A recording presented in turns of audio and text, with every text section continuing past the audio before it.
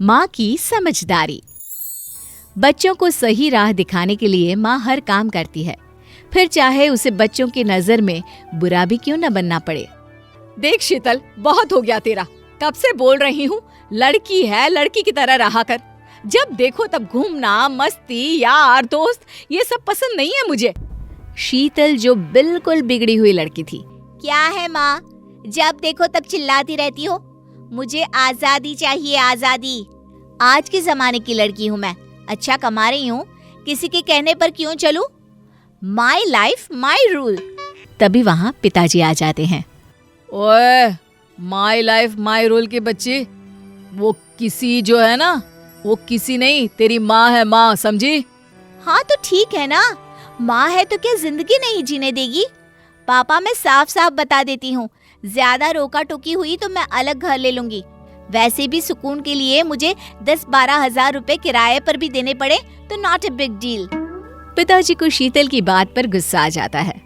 मेरा तो मन कर रहा है कि खुद ही तेरे जैसी औलाद को घर से निकाल दूं। 4 क्लास क्या पढ़ लिया, माता पिता से कैसे बात करनी है वो भी भूल गई। Chill dad. क्या कहूँ इन्हें। शीतल वहाँ से चली जाती है। पिताजी को गुस्सा आ जाता है। वो शीतल को मारने के लिए खड़े ही होते हैं कि माँ हाथ रोक लेती है। अरे सुनिए तो, चलिए थोड़ी देर बाहर वॉक करके आते हैं। अरे ये लड़की हाथ से निकली जा रही है और तुम हो कि। लेकिन फिर भी पति का बीपी हाई ना हो, इसलिए पत्नी उन्हें लेकर पार्क में टहलने निकल जाती है। रास्ते में उन लोगों को एक कॉमन फ्रेंड मिल जाते हैं। क्या हाल है राकेश भाई, दिखाई नहीं देते आजकल। और भाभी जी कैसी हैं? बिटिया रानी को लेकर घर आइए ना कभी। अरे आप लोगों से क्या छुपाना, बिटिया को पढ़ाया लिखाया, नौकरी दिलवाई बड़ी पोस्ट में, लेकिन जरा सा रोक टोक लगाई तो घर छोड़कर चली गई। अब किसी के घर जाने में भी शर्म आती है, इसलिए मैं और मेरी श्रीमती जी कहीं नहीं जाते, घर में ही रहते हैं। अरे आप क्यों नहीं जाते हैं किसी के घर? बेटी ने घर छोड़ा है तो इसमें आप लोगों की क्या गलती है भाई साहब? अब क्या बताएं भाभी जी, समाज की सोच ही ऐसी है। गलती बच्चे करते हैं, बातें माँ बाप सुनते हैं। बेटी को रोज की रोक टोक पसंद नहीं आई तो घर छोड़ दिया। अब आँख के सामने बच्चे गलती करेंगे तो माँ बाप तो रोकेंगे ही ना। चलता हूँ बहन जी, फिर मुलाकात करते हैं। राकेश के जाने के बाद शीतल के माता पिता सोच में पड़ जाते हैं। सुनो, क्या तुम भी वही सोच रही हो जो मैं सोच रहा हूँ? हाँ जी, लेकिन उपाय क्या है? ये तो मैं नहीं जानता, लेकिन अब तुम्ही को संभालना है जो कुछ भी हो। वो दोनों घर आते हैं जहाँ रात को शीतल ढेर सारा जंक फूड लेकर टीवी देख रही होती है। अरे बेटा, कल तेरा ऑफिस है, वक्त पर सो जा। नहीं नहीं नहीं नहीं, अब मैं कुछ नहीं बोलूंगी, क्योंकि तेरी लाइफ में किसी का इंटरफेरेंस नहीं चाहती है ना तू। शीतल माँ का ये बदला रूप देखकर हैरान हो जाती है। क्या बात है माँ, इतना बड़ा बदलाव? पापा के साथ एक वॉक में आ गया? अरे रोज जाया करो आप तो पापा के साथ टहलने के लिए। शीतल देर रात तक टीवी देखती है और फिर सुबह सर में दर्द हो रहा है, ऑफिस भी जाने का मन नहीं कर रहा। काश मैं कल रात वक्त में सो गई होती। शीतल किसी तरह ऑफिस तो पहुंच जाती है, लेकिन वहां भी उसका सर दर्द ही कर रहा होता है। वो आधे दिन की छुट्टी लेकर घर आ जाती है। अरे क्या हो गया बेटा, आज ऑफिस से जल्दी आ गई? अरे माँ, कल फिल्म देखते वक्त का पता ही नहीं चला, नींद पूरी नहीं हो पाई, सर दर्द हो गया तो ऑफिस से जल्दी आ गई, सोने जा रही हूँ। हाँ, वैसे मैं तो बोल ही रही थी कि सो जा। लेकिन देख, मैंने ना कोई फोर्स नहीं किया था ना। माँ, अब फिर से शुरू मत हो जाओ, नींद आ रही है मुझे, सोने दो। शीतल वहां से चली जाती है। फिर उसी दिन रात को शीतल फिर टीवी के सामने बैठ जाती है। माँ आकर टीवी बंद कर देती है। देख शीतल, ये रोज रोज देर तक टीवी देखना, देर से सोना, देर से उठना, ये सब ठीक नहीं है। माँ, मैंने पहले ही कहा है कि मैं घर छोड़ दूंगी अगर ज्यादा रोका टोकी की तो।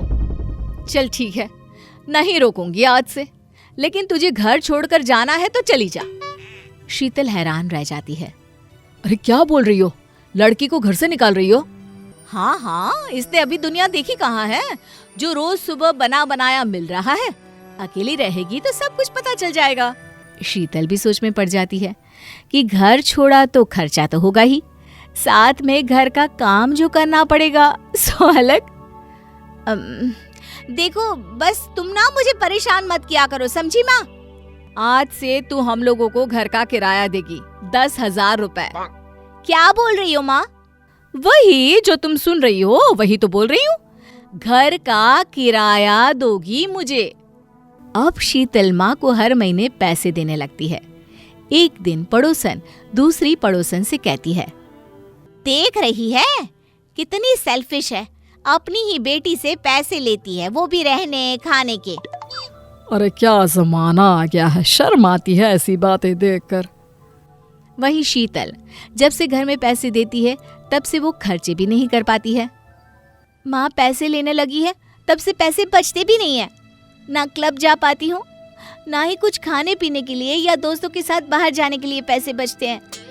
शीतल की जिंदगी किसी तरह कटी रही थी कि एक रोज शीतल की दोस्ती एक बहुत अच्छे से लड़के से हो जाती है।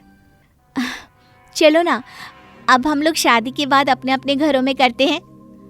नहीं, अभी नहीं, पहले मैं कुछ बन जाऊं, मुझे अपना बिजनेस भी शुरू करना है, फिर करते हैं। हाँ तो करो ना, किसने मना किया है? मैं कौन सा कह रही हूँ कि बिजनेस मत करो, पर पापा से तो मिल लो। लड़का शीतल के मम्मी पापा के पास आता है और वो अपनी सारी बात उन लोगों को कहता है। ये तो बहुत अच्छी बात है बेटा कि इतनी मेहनत के बाद तुमने अकेले के दम पर यहाँ तक का सफर पूरा किया। पापा मुझे ना शादी करनी है जल्दी ही। अब मैंने कहा था ना, पहले मैं अपना बिजनेस शुरू कर लूं, मैं वादा करता हूँ कि मैं शादी तुमसे ही करूंगा। अरे वाह बेटा, ये तो बहुत अच्छी बात है। लड़का वहां से चला जाता है। कुछ महीने बीत जाते हैं। शीतल काफी परेशान रहने लगती है। क्या हुआ बेटा, परेशान सी रहने लगी हो? सब ठीक तो है ना? माँ मैं विनय से शादी करना चाहती हूँ, लेकिन पहले उसके पैसों का इंतजाम हो जाए, उसका बिजनेस शुरू हो जाए। माँ शीतल को पैसे लाकर देती है। जाकर विनय को दे दे और उसे बोल के जल्दी से सेटल हो जाए। शादी की तैयारी हम लोग शुरू कर रहे हैं। नहीं माँ, मैं आपके पैसे नहीं ले सकती हूँ। ये पैसे मेरे नहीं, तुम्हारे ही है।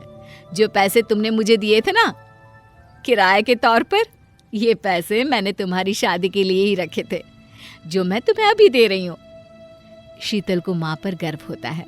वो माँ से पैसे लेकर विनय को दे देती है और फिर दोनों की धूमधाम से शादी हो जाती है।